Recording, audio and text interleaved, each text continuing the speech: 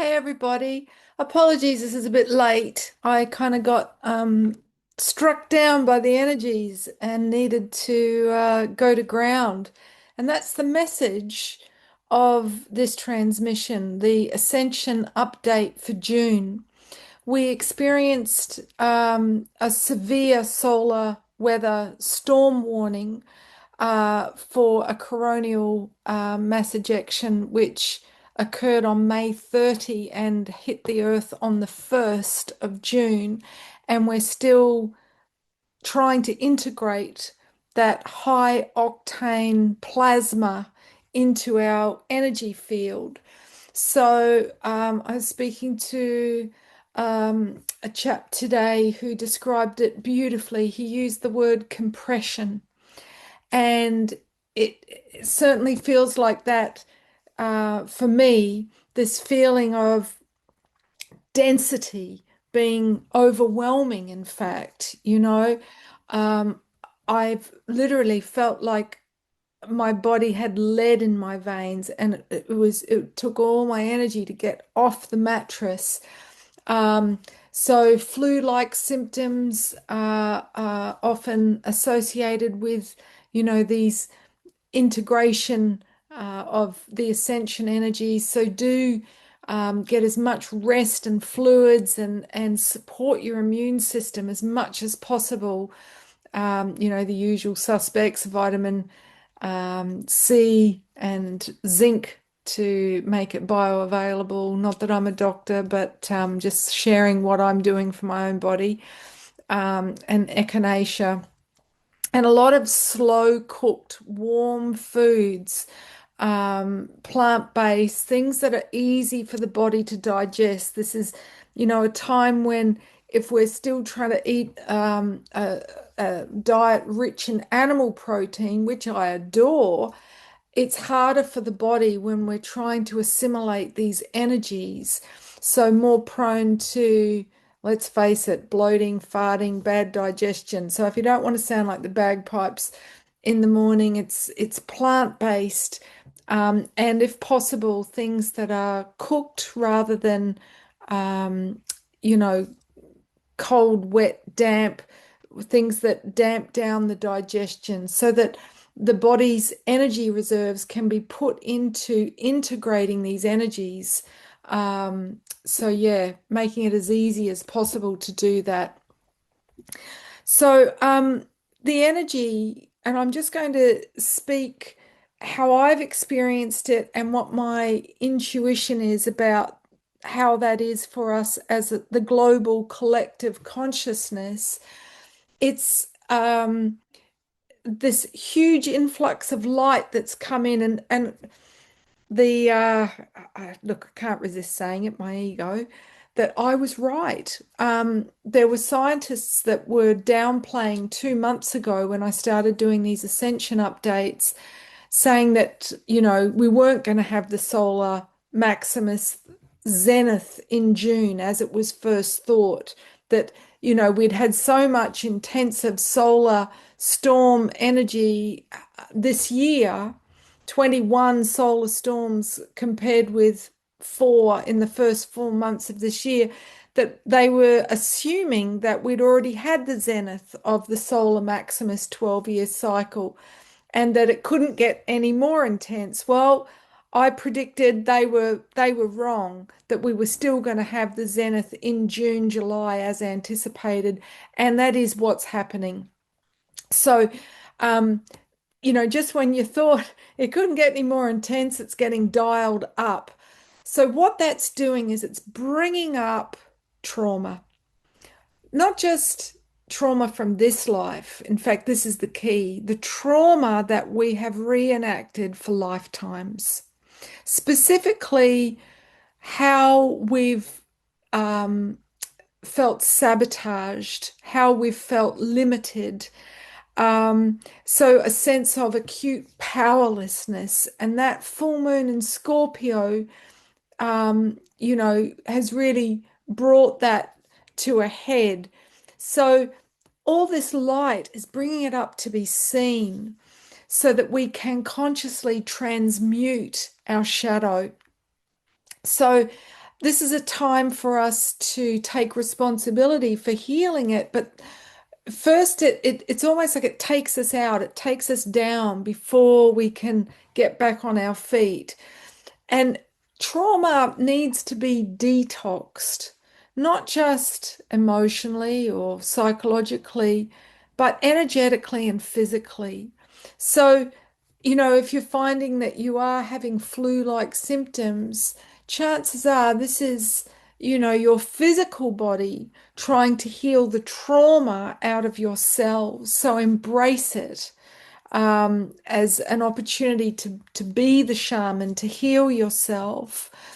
And, I spoke with another dear brother today who spoke the words that he felt like he was lost at sea and he had drifted so far he couldn't feel or see the shore.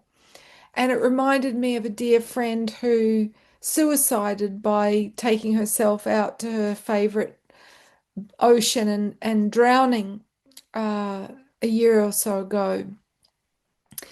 And, I actually had a reading when I spoke at the Mind Body Spirit. And the first thing he said to me when I sat down was, "You're trying to find your place in the world." And absolutely, that feels true. My trauma that I've dragged around for lifetimes has been the outsider. But then another psychic who just happened to cross my path said that nefarious energies had been tried to silence my voice for many, many lifetimes. And just those words being spoken and that becoming conscious, I'd always sensed that, but having it validated, I think is what took me down physically. So it may be somebody crosses your path as a soothsayer, a truth speaker, a messenger from the divine who shares with you what your nemesis has been for thousands of years. We've been doing this journey for 12 and a half thousands of years, just this cycle around the zodiac astrological ages. So, you know, this is a time of us taking back our power from the system, which cast upon us an enchantment of this enslavement. But in order to do that, we need to have a showdown with our own nemesis, with the beliefs that have kept us small, that have kept us unconsciously manifesting a reality in line with those limiting beliefs. And specifically, this is the time of Armageddon, which is the war of opposites.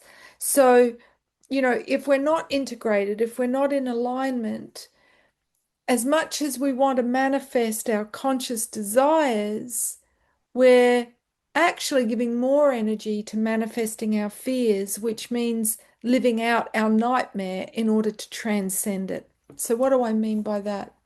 If you're afraid of death, chances are you will manifest a showdown with a dis-ease to help you journey and transcend your fear of death.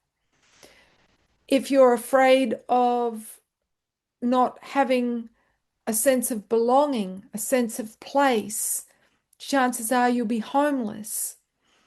And if you're afraid of not surviving financially, not having enough food to eat, then you're going to manifest scarcity in order to live through the fear, to come out the other side and go, oh, I'm okay. And the film The Salt Path, which I haven't seen, speaks to that. It's a very timely release, showing people that what keeps us in enslavement is the fear of not surviving, is the fear of death, is the fear of not belonging. And that by us confronting these big, big fears, we are healing our perceived disempowerment. We're rewriting our story so that we aren't so easily manipulated by those who prey upon our fears and leverage our fears for their own controlling agendas. So bless the shadow. It is the teacher. It is awakening the shaman within all of us. Others may have a sense of just being over it, over life, over 3D, over what do I mean by that? So, over the physical constraints of living in this dense reality, this low frequency. Because, where we go when we dream is back to the expansiveness of being an immortal and eternal soul. So, when we come back into the confines of the body upon waking, yeah, it's, oh God, I'm back here again. You know what I mean? This is why when people are depressed, they often want to sleep a lot more. It's like they're wanting a sense of reprise from, the heaviness of life in this realm. So rest, be kind to yourself. Like a restorative, loving, nurturing parent. Don't expect yourself to be productive and achieving all the time. Really be discerning about the company that you keep. So, we need soul connection. We need to be in co-resonance with people that really see and validate who we are on the inner, our souls. So if you have people like that in your world, make a point of spending time with them, even if that's needing to be via a video call. Um, don't bang your head against a brick wall and become bloodied going to war, jumping through the hoops of bureaucracy, or, overworking, trying to generate enough money to survive and maintain the structures of normalcy. This is what wears the soul out so that we become burdened, if you will, soul weary with the madness of a solar plexus dominant group mind. So, what is the medicine? Music. Music is the fastest way to shift our frequency. And the music that I've been listening to on my recent road trip from South Morocco to England via Spain, and also while I've been making myself, nurturing, slow cooked meals, I've been listening to the music of the late 60s and early 70s. And I got to say, this is my favorite era of music. I was born in 1970 and I used to joke, I heard the music and went, oh, yeah, it's time to come in again.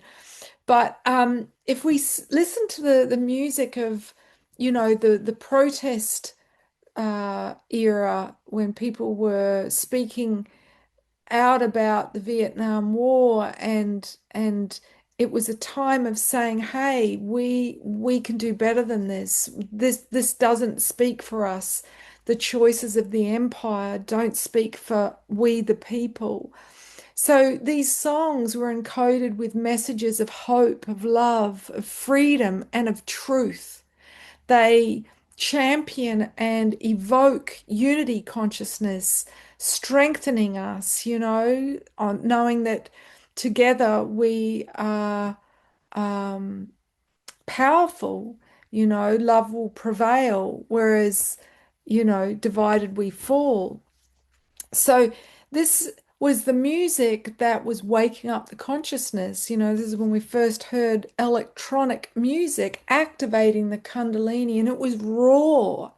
It wasn't digitalized, and the rawness of it is powerful. It feels like it's almost more bioavailable to our nervous system. But this is music that champions the revolution of love. And it was the music written for the times that we're now in. So it's time for us to revisit these themes, to revisit the music. And I will include a link to the playlist that I created for my hippie road trip for your music pleasure. But yeah, it's really important. The music, the powers that be know how powerful music is, and so they have heavily censored music. And the music that is most played on the public commercial airwaves is very um, discombobulating. If we think about the water experiments that Dr. Emoto was doing, you know, music that is dissonant, music that is of a frequency that is not uplifting and harmonic, it fractures our divine matrix. So the earth is calling us home, and the folk music, the music of the people, was calling us home, home to a simpler life, home to being more connected to ourselves, to each other, to the elements of creation, and to the earth. So, whether you're driving, whether you're listening to the music on public transport, whether you're cooking to it, surround yourself with good vibes. And the vibes are, celebrating the world that we're about to step into when this one comes to its grand finale very soon. So thanks for watching. You have my blessing to share this. I will also be doing a video for the coming full moon in Sag, but I wanted to get this one out for the June Ascension energies. So thanks for tuning in. Ciao for now.